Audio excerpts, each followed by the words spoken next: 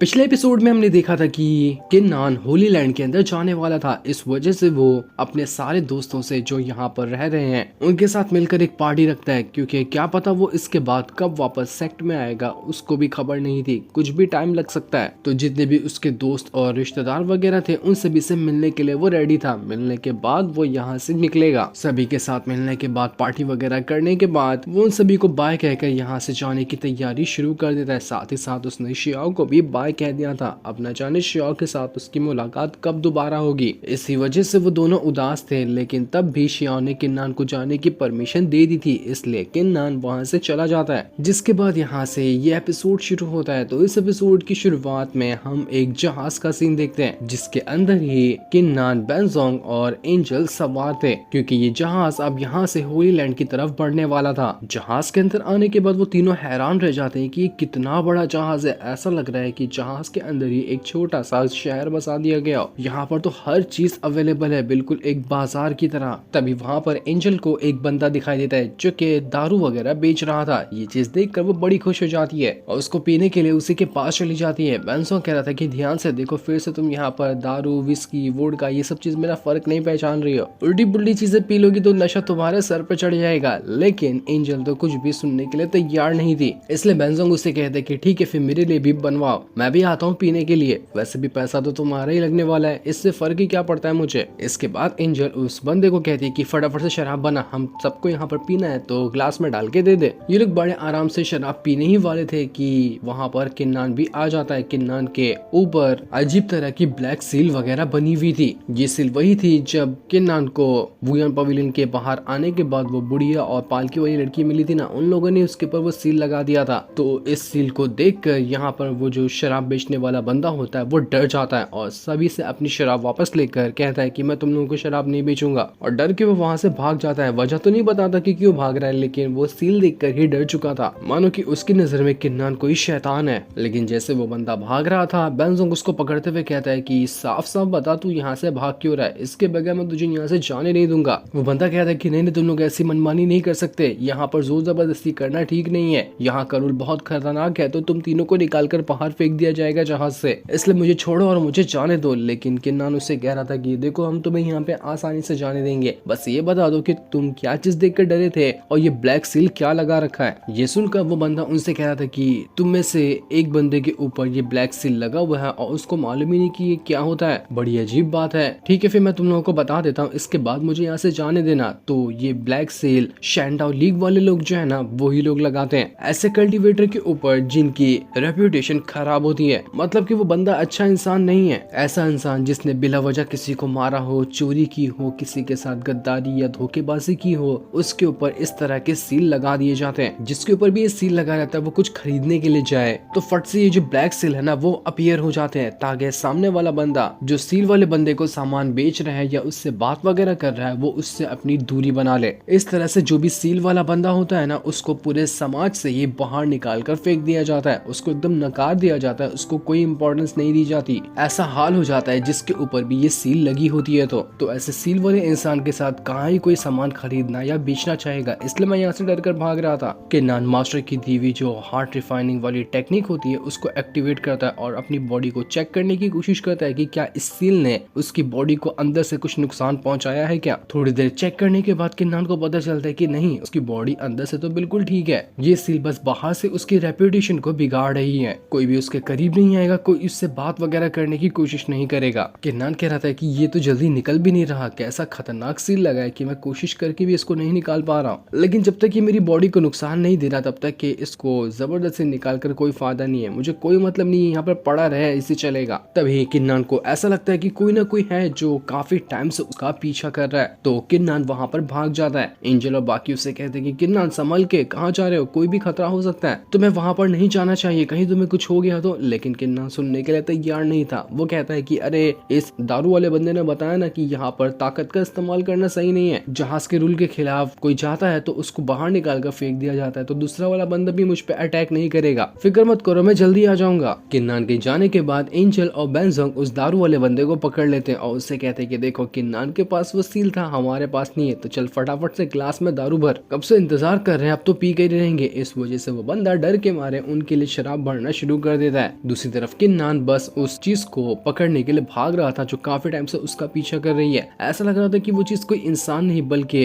किसी तरह का घोस्ट या मॉन्स्टर वगैरह है जो भाग रहा होता है इधर उधर। किन्नान अपनी मार्शल स्पीड की जो आई की पावर थी उसका इस्तेमाल करते हुए भी उस चीज को देखने की कोशिश करता है कि अब ये लोग कहाँ जाकर छुप गए, लेकिन फिर भी वो जो अजीब सी चीज थी वो इधर उधर छुपते जा रही थी। किन्नान जल्दी उनको पकड़ ही नहीं पाता। इसके बाद हम वही चीज को देखते हैं जिसके पीछे किन्नान पड़ा हुआ था। वो असल में जो चीज थी उसने खुद को दो इंसान के रूप में ट्रांसफॉर्म कर लिया था, या फिर ऐसा हो सकता है कि इंसान ही खुद को उस छोटी सी चीज में ट्रांसफॉर्म कर पा रहे थे। ये दोनों यहाँ पर बातें करते हुए कह रहे थे कि उस लड़के ने तो हमें काफी हद तक के पकड़ ही लिया था, बड़ी मुश्किल से हमने अपनी जान बचाई है। वो लड़का मुझे नॉर्मल नहीं लगता, तो हमें जाकर इसकी रिपोर्ट लीडर को कर देनी चाहिए कि जहाज में कोई ऐसा लड़का है जो बहुत खतरनाक है। इसके बाद वो लोग वहाँ से चले जाते हैं, लेकिन किन्नान ने उसकी सारी बातें सुन ली थी। उसको ये पता चल गया था कि ये लोग यहाँ पर क्या काम करने के लिए आए हुए थे। इसके बाद वो दोनों बंदे अपने लीडर के पास जाते हैं और वहाँ जाने के बाद उससे कह रहे थे कि माफ करना, हम यहाँ पर उस किन्नान को पकड़ नहीं पाए। वो हमारे चंगुल से बचकर निकल गया, वरना वो हमें ही पकड़ लिया होता। बड़ी मुश्किल से हमने अपनी जान बचाई है, लेकिन आपको टेंशन लेने की जरूरत नहीं है। वो कैसे भी करके इस जहाज से जिंदा वापस तो नहीं जाएगा। उसके ऊपर वो सील भी लगा हुआ है, तो उसे ढूंढना भी इजी हो जाएगा और लोग उसको वैसे ही नकारते जाएंगे। जब वो अकेला पड़ जाएगा तो वो हमारा आसान शिकार होगा। तो आप टेंशन मत लो, हम कैसे भी करके उसे खत्म कर देंगे। और इन बंदूक का जो लीडर था वो कोई और नहीं बल्कि शानडाउ लीग वाली ही वही बुढ़िया थी, जिसने ही तो किन्नान के ऊपर वो सील लगाया था। बुढ़िया यहाँ पर कह रही थी कि मैंने किन्नान के ऊपर वो सील लगा दिया, इस वजह से उसकी रेपुटेशन तो खराब हुई है। यहाँ तक कि वो किसी होली लैंड के अंदर जाएगा तो वहाँ पर भी उसको भाव नहीं दिया जाएगा। वहाँ पर भी लोगों को लगेगा कि ये किन्नान बहुत बुरा इंसान है, तभी तो इसके ऊपर ये सील लगी हुई है। किन्नान अब जहाँ पर भी जाए वो खाली ऐसे ही परेशान होता रहेगा। सभी उसको नकार कर अपने से दूर भगाते रहेंगे और हमें उसको ढूंढने के लिए कहीं इधर उधर भागने की जरूरत नहीं है। एक बार उसको पता चल जाए कि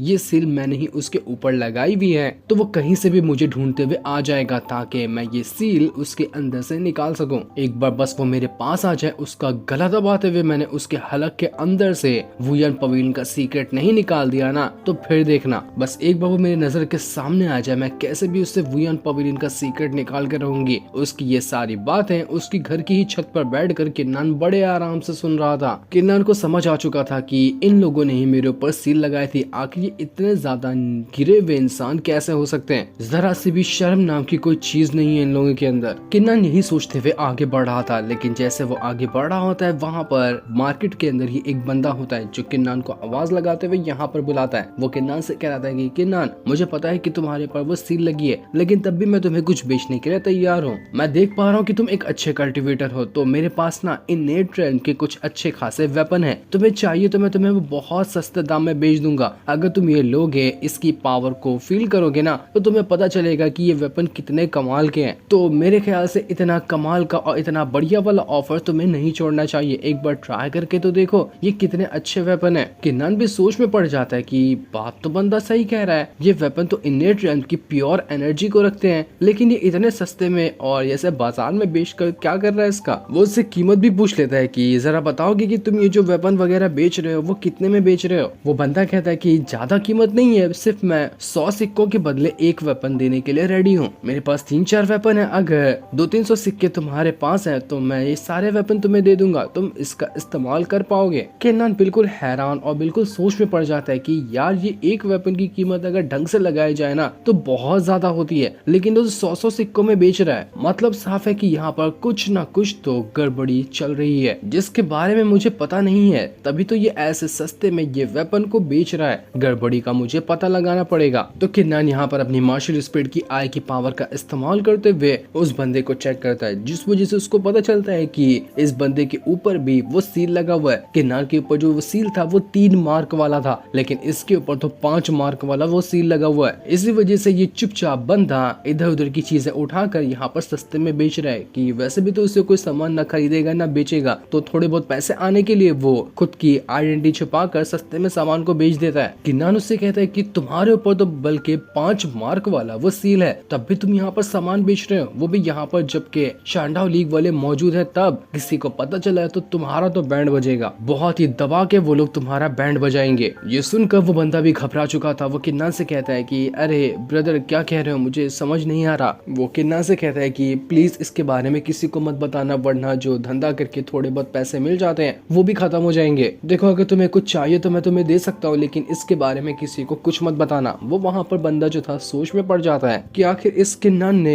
ये पहचाना कैसे कि मेरे ऊपर 5 सील लगी है। ये कोई नॉर्मल बंदा नहीं कर सकता, मतलब कि ये किन्नन जितना मैं इसको पावरफुल सोच रहा था वो उससे भी ज्यादा पावरफुल है। तभी तो इसने देखते साथ ही पता लगा लिया कि मेरे ऊपर 5 मार्क वाला वो सील लगा हुआ है। बड़ी कमाल की बात है। मुझे तो अब इसको देख देख कर थोड़ी सी घबराहट महसूस हो रही है कि आखिर ये बंदा है क्या। इसके जो आंख से ऑरा निकला था वो भी बड़ा खतरनाक लग रहा था। कहीं ऐसा तो नहीं कि कोई जासूस वगैरह हो जो यहाँ पर मुझे फंसाने के लिए आया हुआ है। पर तब भी वो जो बंदा था किन्नन से कहता है कि देखो ब्रो, तेरे पास जो सील है ना वो 3 मार्क वाला है और मेरे पास 5 मार्क वाला, मतलब कि मैं तेरे से सीनियर हुआ, तेरे से ज्यादा घटिया रेपुटेशन मेरी हो चुकी है। तो क्यों ना हम दोनों भाई जो घटिया रेपुटेशन रखते हैं वो थोड़ा कोने में आकर चाय वगैरह पी ले। चाय पीते पीते आपस में बातें करेंगे। क्यों, क्या कहता है? आइडिया अच्छा है ना। आपस में बातें हो जाएगी कि हम दोनों के साथ ऐसा क्या हुआ जो सील वगैरह लग गई हमें। किन्नन के पास हाल फिलहाल कुछ करने को था नहीं, तो वो उस बंदे से कहते हैं कि ठीक है ब्रो, चलते हैं। तो वो दोनों वहाँ से चाय वगैरह पीने के लिए आगे बढ़ चुके थे। रास्ते में किन्नन यही सोच रहा था कि ये जो बंदा है ना, इसके पास किसी तरह की स्किल है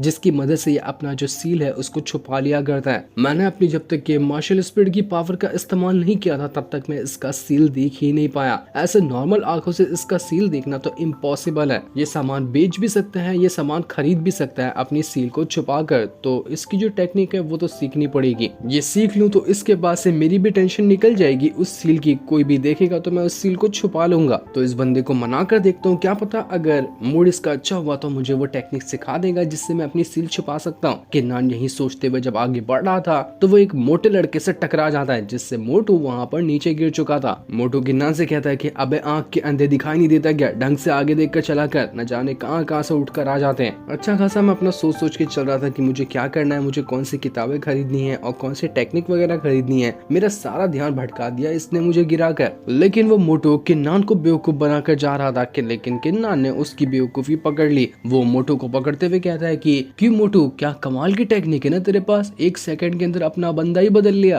तो वही है ना जिसके ऊपर 5 सील था। क्या टेक्निक है यार तेरे पास, तूने तो खुद से इंसान को ही बदल दिया देखते ही देखते। उस बंदे की फटकर हाथ में आ जाती कि यार मैंने अपने आप को बदला था लेकिन तब भी किन्नन ने मुझे पहचान कैसे लिया। ये कैसा खतरनाक इंसान है यार। मैं अपनी सारी टेक्निक का इस्तेमाल करूं लेकिन तब भी मैं इससे बच नहीं पा रहा हूँ। ये मुझे पकड़ ही लेता है। जो भी इसके पास स्किल है जिसकी मदद से ये टेक्निक वगैरह पहचानता है ना, मानना पड़ेगा वो बहुत कमाल की है। कोई भी चीज इससे बच ही नहीं सकती। बहुत गंदा वाला मैं फंस गया यहाँ पर। अब न जाने समझ नहीं आ रहा कि मैं कैसे इससे अपना पीछा छुड़ाऊं। किन्नन तो उसको छोड़ने के लिए तैयार नहीं था जब तक कि वो मोटू उसको वो टेक्निक ना बता दे जिससे अपनी सील को छुपाया जा सकता है। उसके बाद ही वो उसको छोड़ेगा। लेकिन अभी तो ये नहीं बताया जाता कि मोटू अपनी स्किल यहाँ पर किन्नन को सिखाने के लिए रेडी हुआ या नहीं हुआ। जो सीन दिखाते ही ये एपिसोड यहीं पर एंड हो जाता है।